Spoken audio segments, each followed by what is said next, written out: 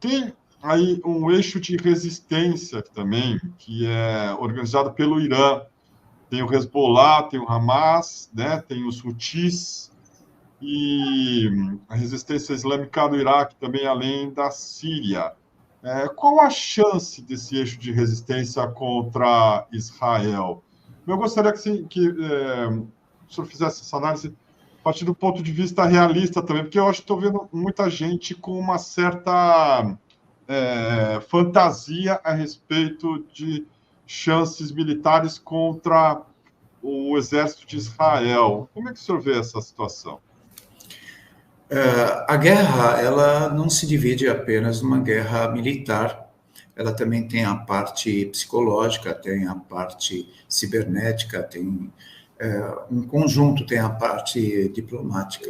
Existe, naturalmente, um grande exagero dado às forças de Israel em relação a tudo que se fala em infantaria marinha.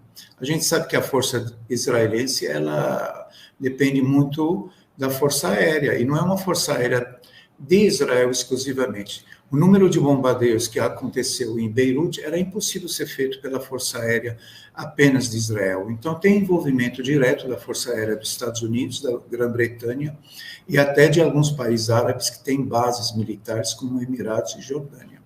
Os bombardeios que acontecem no Iêmen não são feitos por aviação de Israel, são feitos por aviação dos Estados Unidos em bases africanas e até do Golfo Pérsico.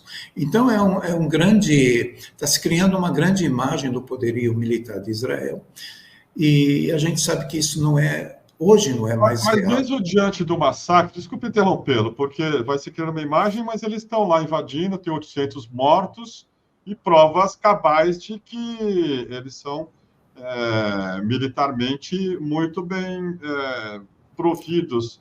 Por que essa ideia de que isso é uma ilusão vendida, sei lá, nós estamos falando do resultado da guerra. Então, você pode ter um poderio militar, você pode ter táticas militares que deram certo, mas isso não significa que você está ganhando a guerra. Vide em Gaza. Em Gaza, você tinha 3 propostas colocadas por Netanyahu, que era conseguir os reféns, conseguir a destruição do Hamas e uma nova administração. E uma quarta que ele não declarou, mas ficou muito evidente, que era a expulsão do povo de Gaza em direção ao Egito, Arábia Saudita e Jordânia. Isso ele não conseguiu. Agora ele colocou uma quarta meta. A quarta meta é colocar os deslocados dos colônios de assentamentos no norte da Palestina de volta para suas casas. Então, essa é a meta da guerra, essa é a meta da vitória. Agora, do outro lado, o Líbano não tem força aérea suficientemente para enfrentar os Estados Unidos e Israel. Agora, quando você fala de eixo da resistência, não é um eixo de resistência de aliança. Existe uma coisa muito mais forte na conexão entre as pessoas que estão no Líbano, na Síria, no Iraque e praticamente no Irã e agora também no Iêmen. Então, não é uma aliança que cada um traz seu exército. Existe uma coisa muito mais profunda de conexão. E essa conexão não vem de agora. Vem de 40 anos, que vem se desenvolvendo e vem se aprofundando. Os combatentes do Hezbollah estiveram no combate contra a guerra na Síria. E também o pessoal do Iraque, do Hashd al-Shaabi, também estiveram em luta violenta contra o pessoal do ISIS e do Daesh. Então, não existe... E outra coisa, existe um assento, uma forma de você preparar para encarar seu inimigo. Você não joga todos os seus cartuchos no mesmo dia, no mesmo hora. E é isso que está acontecendo. Mesmo com o massacre em Beirute, os massacres contra o Líbano e a morte do primeiro líder do Hezbollah, veja que não mudou nada, continua sendo enviados contra Israel de 100 a 400 foguetes. E a finalidade da guerra contra o Líbano é exatamente clara, é dada pelos israelenses, que nós não queremos mais vinculação do Líbano, dos combatentes do Hezbollah, dando apoio aos combatentes de Gaza. Mas não adianta lançar os foguetes se você não mata nenhum israelense para isso, professor? Não é questão de matar. A questão é de contar quantos mortos morreram ou não. Hoje desde há 11 meses atrás, o Hezbollah só ataca bases militares, apenas bases militares. Se você me dizer, olha, mandaram um foguete contra civis, aí eu te dou toda a razão. Não, a disciplina, a missão do Hezbollah é bombardear sempre postos militares e concentrações militares, bases, aviações, tudo. E veja só, todos os mísseis que são lançados em Israel estão caindo em bases militares. E a censura militar jamais vai dizer quais são os danos reais. Agora, quando tem algum civil que vem a falecer ou morrer, aí sim se coloca na mídia, e não tem sido colocado na mídia. Agora, veja do lado libanês. Do lado libanês não há combatentes, os números de combatentes que são mortos são declarados, são avisados, são colocados a fotos deles. A grande maioria são civis inocentes, são civis que estão em suas casas, ninguém guarda na sua casa, na sala de espera ou na despensa da cozinha, um míssil que tem alcance de 250 quilômetros. Então, toda essa história agora, nós estamos no início da guerra. Israel começou desta maneira, ela sempre se coloca na posição de poderio máximo. Agora, veja os iemenitas. Os iemenitas proibiram qualquer navio de chegar e zarpar, eles estão a 2.000 quilômetros. Tem mandado mísseis supersônicos e, ao mesmo tempo, mataram o porto de Eilat. Eilat não funciona mais. Há mais de 7 ou 8 meses já declarou a falência dele.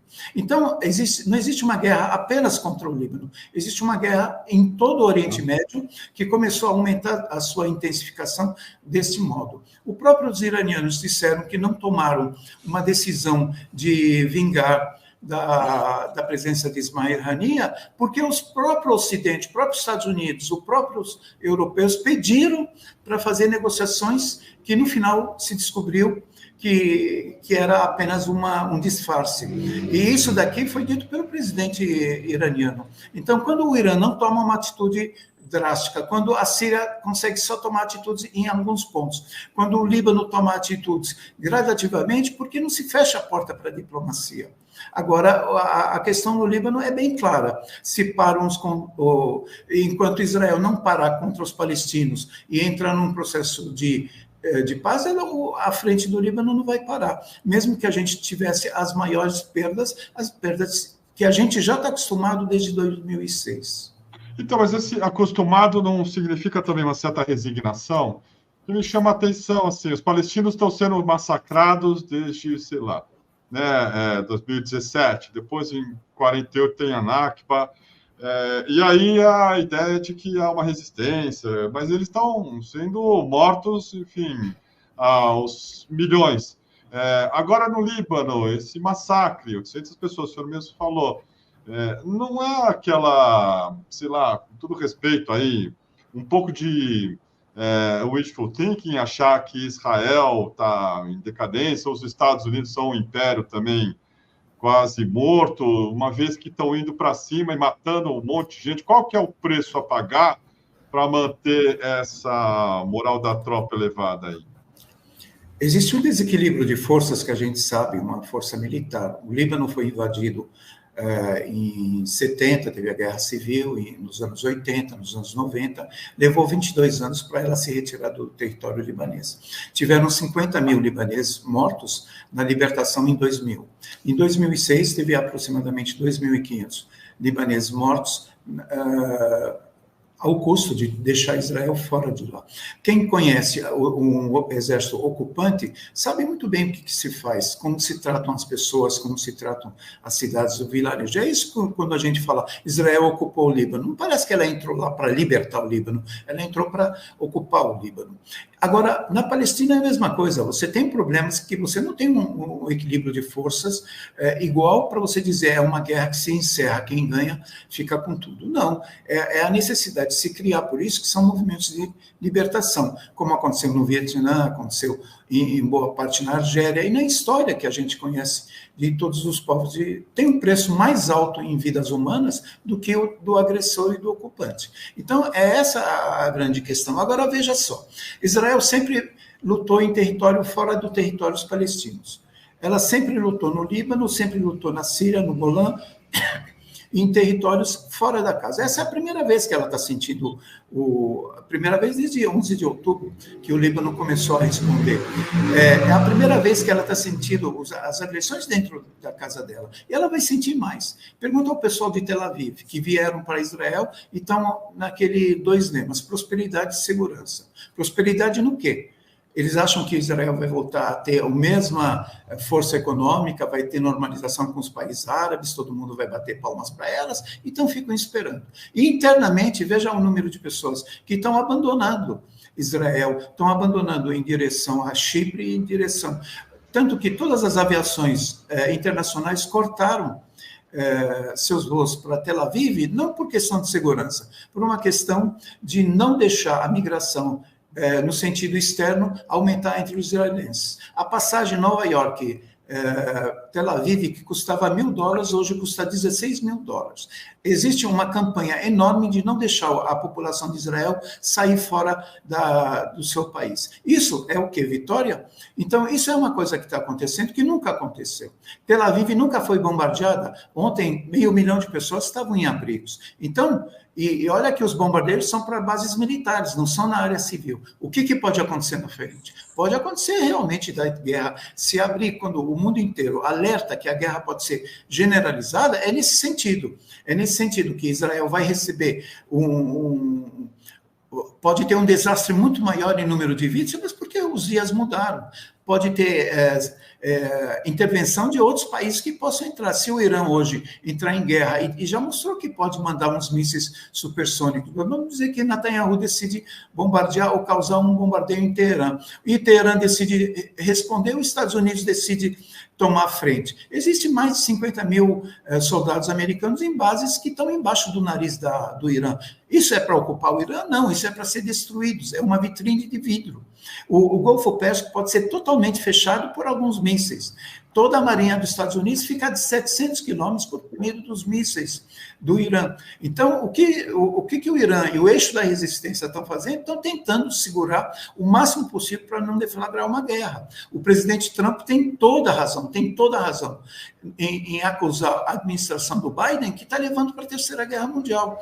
Veja só na Ucrânia, se recusa qualquer iniciativa de paz, qualquer acordo de paz, seja a Rússia e os países que estão ao lado do OTAN e da Ucrânia. Isso no Líbano é a mesma coisa. O Líbano naturalmente é uma peça de xadrez e o povo libanês paga por isso, o povo palestino paga para isso. Mas isso é o custo de você enfrentar o colonialismo, enfrentar o imperialismo, e que, infelizmente, os países com menor poderio militar acabam sofrendo com maior intensidade.